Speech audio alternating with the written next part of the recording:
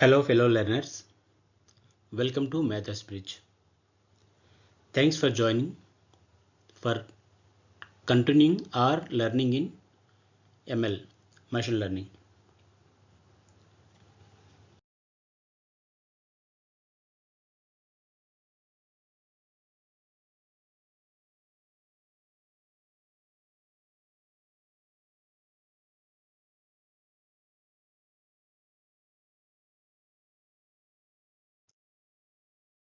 Folks, please do visit us at our YouTube channel, Maths Bridge.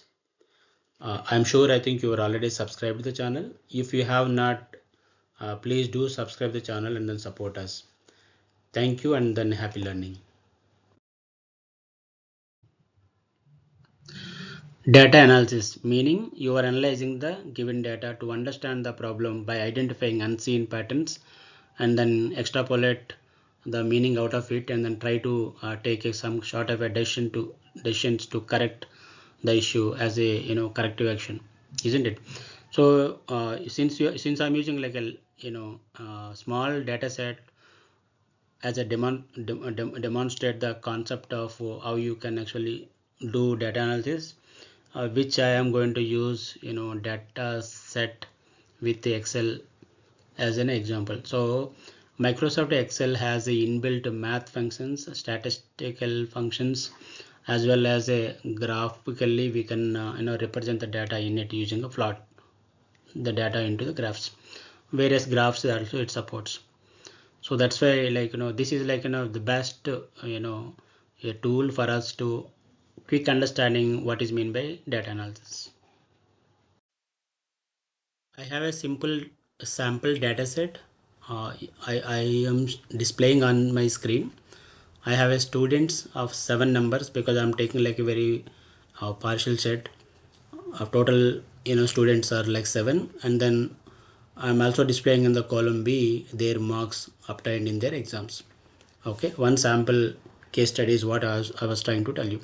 So by looking at this students marks and then student ID, what you are trying to understand is like how the class is actually doing, right? That is a kind of like an analysis that you are going to do. Health of the class, especially on this particular subject. So what I was trying to do, like finding like a central tendency and then how many people are actually needed to your central tendency of that class is what you are trying to calculate. Using statistical methods, statistics, you can actually find out a central tendency. The tools or techniques, whatever you name them, most frequently widely known things are like a mean, median, mode, or the kind of a techniques that we gonna use to find out a central tendency for a given data sample. So all three are actually trying to calculate tendency by different means. Different approach. I meant to say, when I say mean is like an average value. Average value means that all the observations, sum of the observations divided by number of observations is called mean. We also know them as a average. In Excel, we have a formula for calculating an average. Okay, you can calculate this is an average for all the samples. You can drag this all the samples into the formula and then it calculate. Okay, you got a 56 is your sample value. Okay, this is clear. Next one, what you are going to do, median. What is your median value? So there is a way to calculate the median. In this case, first you have to arrange samples in an order.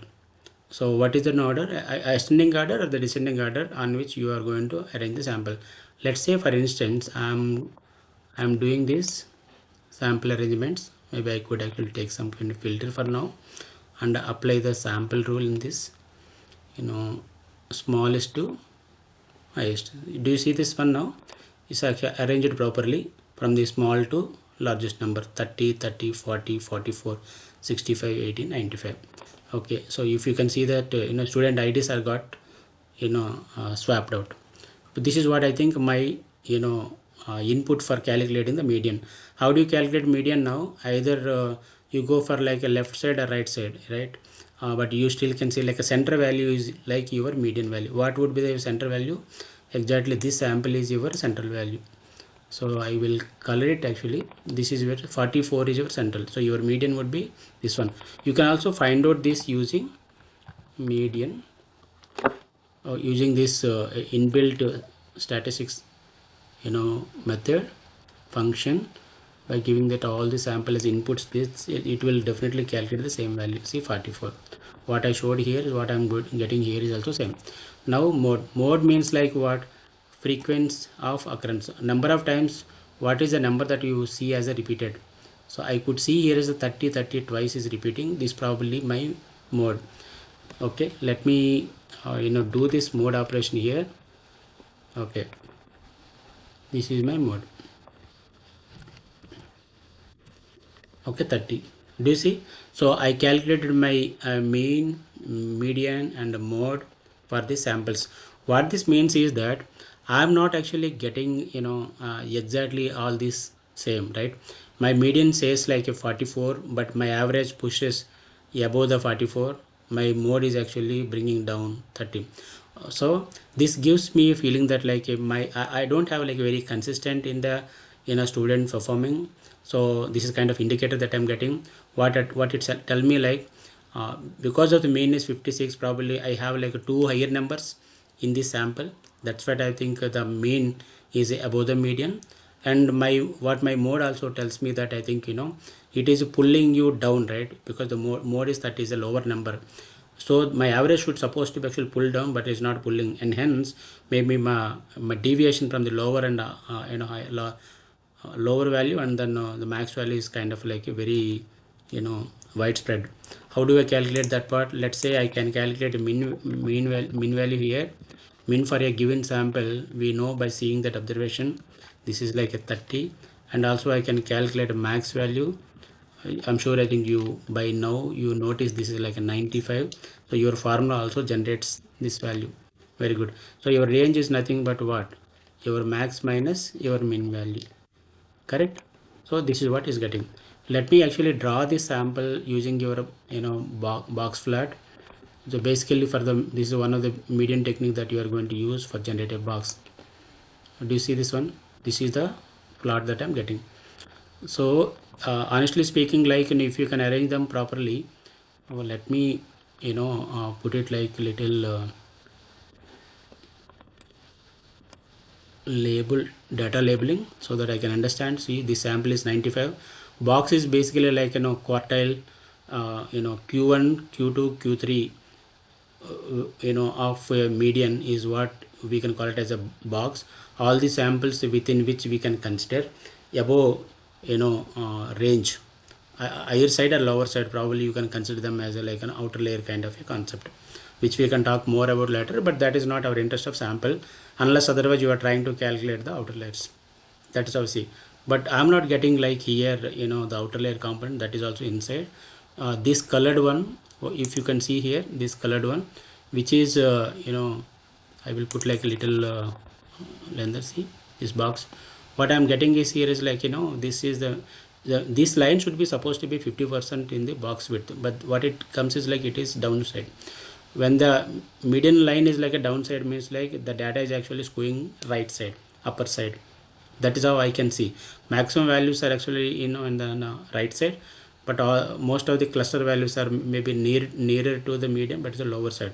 So there is a possibility that if you can actually try to push little bit of these students to get better marks next time by giving like some kind of a practices, building their knowledges, contents, maybe you can actually bring this value up, either nearer to average or above the average. You can do the better job, that sort of analysis that you could do. Okay, let's if you have a like a perfect graph, what I could simply manipulate the data for the time being, just to see like how it is really doing. I could also see this is maybe 82. So is it still coming or no? Maybe I can put like 70. Great. Okay, what I will do, this also I can create maybe 75. Okay, this 30 value also I can change it to maybe 39. Now you see. So if you can actually look at this way, but still I think my median is actually not in the center. but I could see like this is the basically quartile Q1 and Q3 and Q2 range, and these two are basically like an outer layers for me, very lower and upper. See, this is how you have to interpret the kind of a sample data is given versus like what you are going to do. How the distribution, normal distribution curve look like for this one. For that, what we are going to do, you have to create like a standard deviation formula. So standard deviation is like, what is standard deviation for the sample? What is the number that is given? Complete input, right? Okay, let me create this one. Okay, my standard deviation, my mean one there. I will calculate a jet value for each sample. How do you calculate jet value for each sample? This is nothing but a normal distribution, right? Normal distribution. So my normal distribution is like something like this. For which my sample is this one. For each sample, mean value for always the same. What I will do, like I will actually apply the little formula here. C d $2 comma e, my standard deviation also I can see dollar and e $2, and I will apply probability mass function as a false. So let me calculate my z value. Okay, great. I calculate the z value for this 30 sample, but I have to do it for all the rest of all samples. What I will do, I like to drag these values here so that it automatically formula applies for all these samples. Great. Now I have marks as a sample and then z for each. What I will do, like I will try to plot this as a your distribution curve. Do you see this one? The sample is not good, but at least I could see my normal distribution curve, how it look like.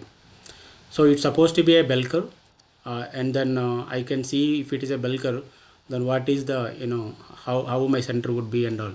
For which you look like I'm not really getting a good bell curve unless I have to shape it and then sharp it a little more than that, right? So let me see. This is 001 is some sort of like a middle value, mean value. Can I calculate this one?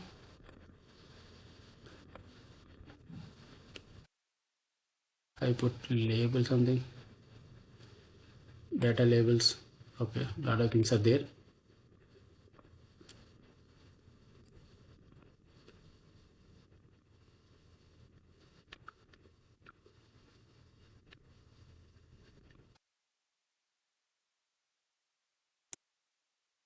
So let me takes the shape and then line. So I will put one line here, and then maybe that line I can calculate as some kind of a color, right? What color I can choose? Maybe I can choose red color with little height. Great. So you see this one, obviously this is supposed to be, from my calculation, what you get like a mean is a here 51 point something. So but that means like something like this area 51, and my median is where? My median is something like this. My median should be 44. How much here? Here, right? 44. Do you see this one now? So my data is not really accurate, right? My data is actually skewing to the right side, because that is how I could infer.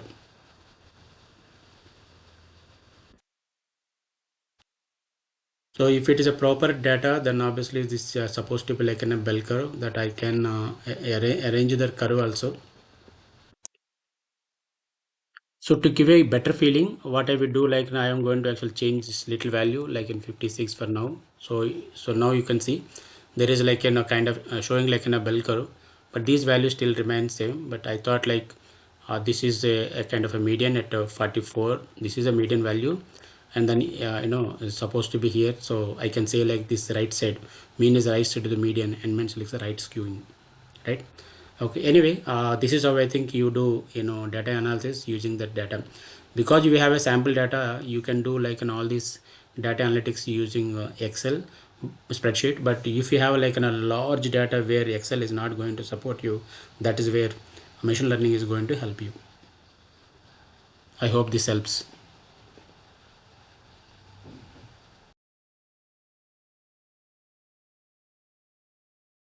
Thanks for watching.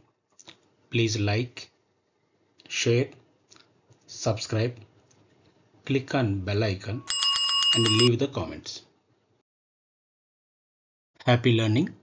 Thank you. Stay tuned to upcoming sessions.